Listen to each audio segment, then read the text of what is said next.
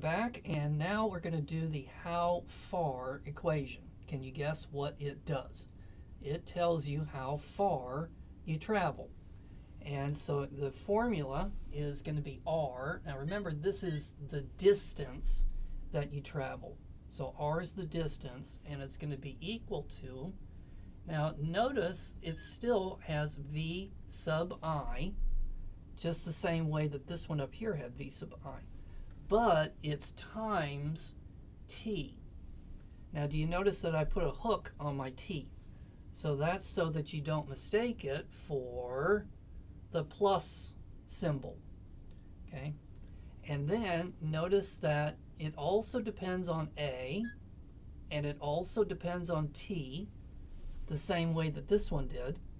But notice that we need to put a 1/2 in front of it, and the t has to be squared.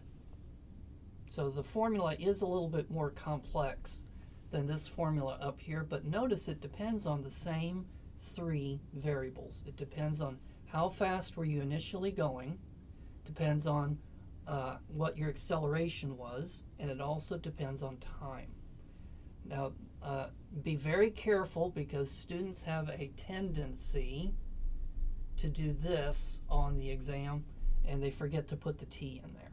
So don't forget that there is t for time is part of that equation. Now we're going to use the data that you had from part 2. So part 2 of the lab, notice that the initial position starts at 0, initial velocity is going to be 3, and the acceleration is going to be 2. So it's the same data.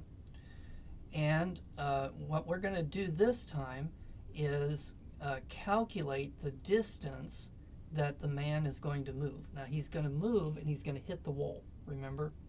So you can actually write this one down. So this was the time it takes to hit the wall, and you're going to put that number here, and then you're going to calculate the distance using this formula, because you're going to know this and this and this and this, and then you can measure the distance that the moving man moves, because if we go here, there's a ruler. So we can actually measure the distance that he's going to move, and then we can calculate the distance that he's going to move. And how do you think that those two numbers are going to be related to each other? Okay? So that is the how fast equation.